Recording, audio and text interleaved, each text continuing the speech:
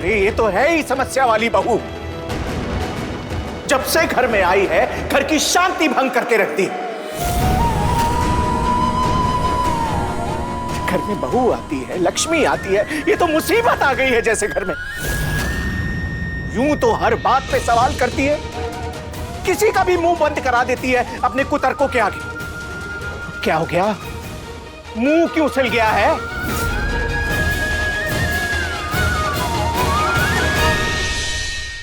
किसी का भी मुंह बंद करा देती है अपने कुतर्कों के आगे। अब क्या हो गया? मुंह क्यों सिल गया है? मुंह नहीं सिला है मेरा, सच्ची। आप चाहें तो कुछ खाकर भी दिखा सकती हूँ। खाने के लिए नहीं, बोलने के लिए बोल रहा हूँ। पर आप ही तो कहते हैं कि ज्यादा बोलना नहीं चाहिए लड़कियों को। हाँ, नहीं बोलना चाहिए ज्यादा लड़कियों को। इसीलिए तो नहीं बोला मैंने। माँ कहती है। अरे माँ तुम्हारी जो भी कहती है वो सब बाद में बताना, अभी पहले अपने पति की चिंता करो। जाओ समझाओ उसे, प्यार से पाँव पकड़ो, गिड़गिड़ाओ, किसी भी तरह उसकी पट्टी बंधवाओ, दवा लगवाओ। अगर ये बौद्धता की बच्ची अनिरुद्ध को मनाने में सफल हो गई तो मेरा क्या मान रह जाएगा। कुछ कर मिनी, कुछ कर। मेरी नहीं सुनी तो अब अनिरुद्ध इसकी सुनेगा। बहुत गुस्से में है वो, बेचारी बच्ची उसके गुस्से का शिकार हो जाएगी। गुस्से में अपने आप को चोट तो पहुंचा दिया उसने, अब और गुस्सा चढ़ गया तो ना जाने क्या तोड़फोड़ मचा देगा वो। और कहीं उसमें बौंदेता को लग गई तो, उसका खून बहने लगा तो इसका दोष भी आप ही के सर पर आएगा। सलाह मांगी मैंने तुमसे, चुप।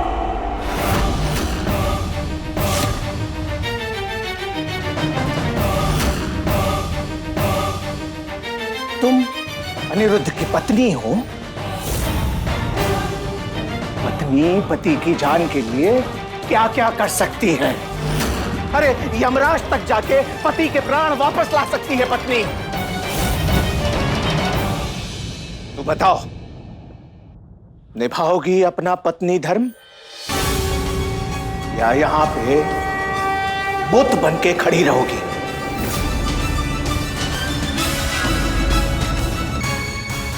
जाओ,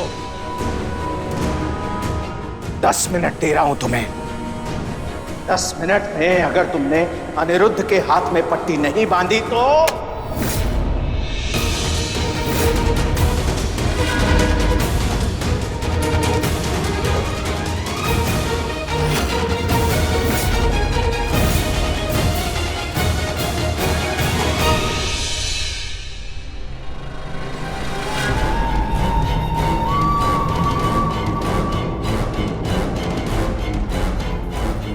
कुछ नहीं होगा बौंदता से।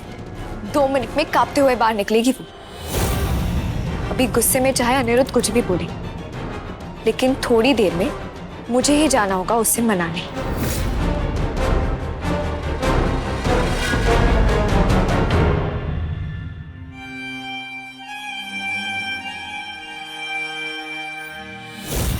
कितना खून बह रहा है पति बाबू का, कितना दर्द हो रहा होगा उनको।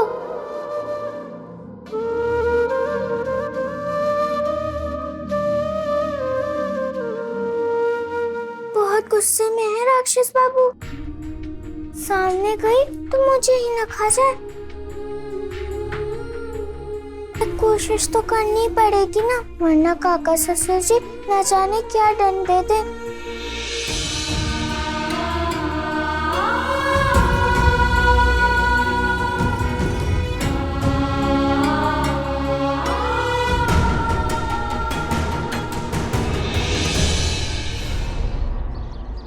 बहू,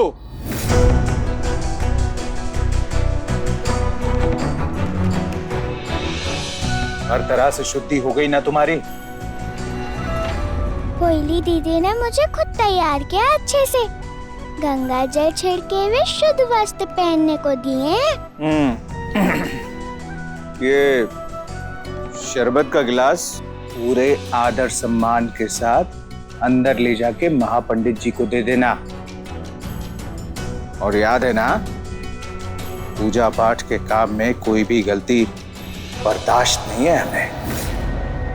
शायद वो पूछेंगे कि डॉक्टर के पास क्यों गई थी। चुप, कोई जवाब देने की जरूरत नहीं है, बस चुपचाप खड़े रहना। और हाँ, वो अपना बिस्तर गीला करने की समस्या है ना, उसके बारे में एक शब्द भी नहीं निकालना मुझसे, समझी? बहू, आज हमारी इज्जत तुम्हारे हाथों में है। तुम्हारी जरा सी चूक, ये महापूजा का सम्मान हमारे हाथ से चला जाएगा।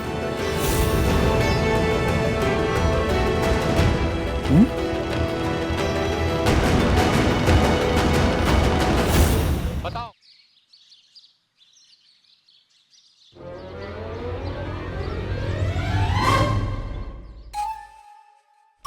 अरे, आपने फिर से बोतम लगा कुर्ता पहन लिया।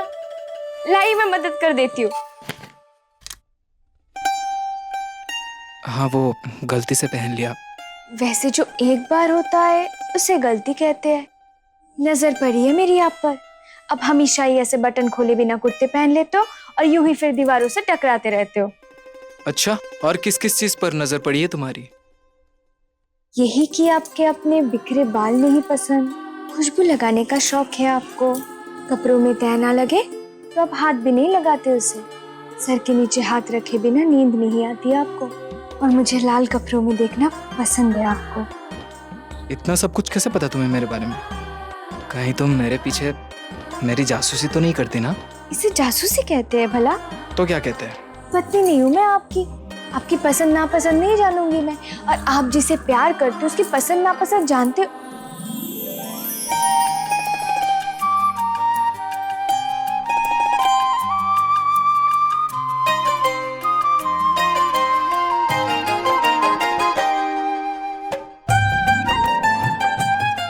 संपूर्णा, क्या कहा तुमने? फिर से कहोगी? वो संपूर्णा, जोर से बोलो ना, मुझे सुनाई नहीं दिया। जिसे आप प्यार करते हैं। संपूर्णा, इसे जोर से बोलना कहते हैं। संपूर्णा, जोर से कहो ना संपूर्णा। ऐसी बातें जोर से नहीं कही तो सुनाई नहीं पड़ती है क्या? जो आपके दिल में हो उसकी बात तो दिल भी सुन लेता है। आपको नहीं सुनाई दे रही है मेरी दिल की बात, जो आंखों में है मेरी?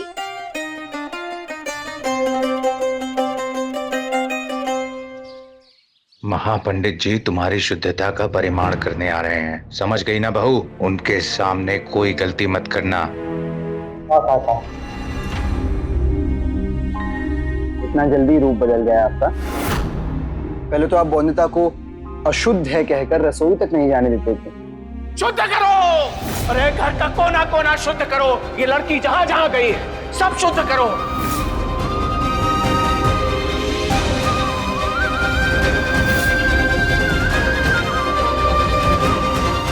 अलग सुलाते थे ये कहकर कि अपवित्र है ये बहू।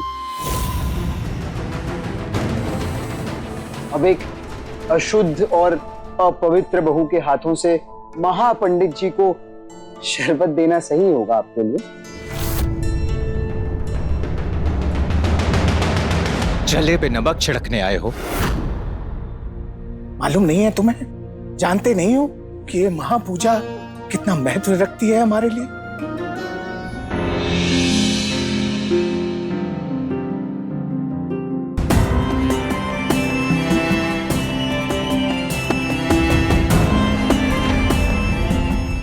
पति बाबू, आपने मुझे यहाँ क्यों बुलाया? तुम्हारे लिए काढ़ा बनाकर लाया हूं बोनिता, पी लो इसे।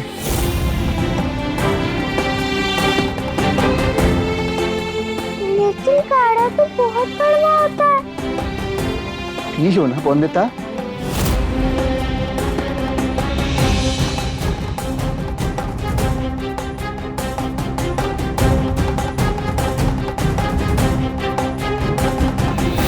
बहुत समय के गर्म है बोनिता।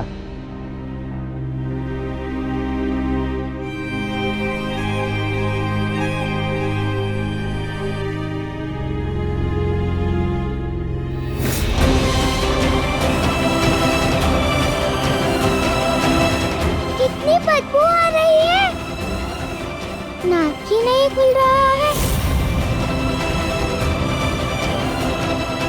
तो पीने के लिए मुंह खुलेगा क्या? और नहीं देखी जाती अनिरुद्ध की तकलीफ, चुनौती। अगर हार गया तो पता नहीं सह भी पाएगा या नहीं, टूट जाएगा। और उसे टूटते हुए मैं नहीं देख सकता।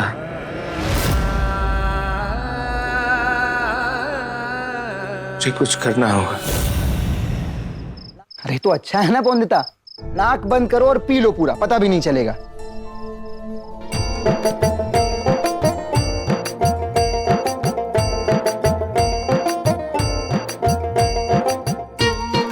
पूरा पी जाओ।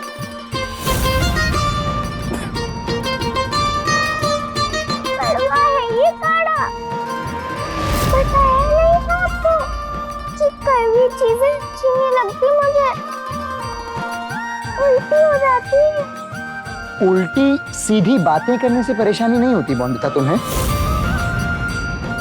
रसगुल्ले की हांडियां रख दूं सामने तो सोचोगी खाने से उल्टी होगी या नहीं होगी?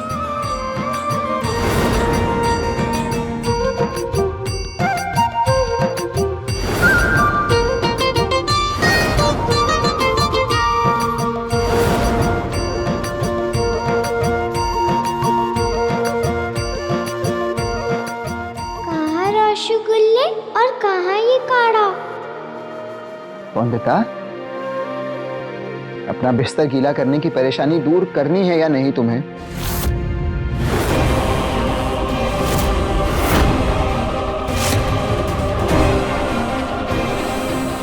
करनी है ना?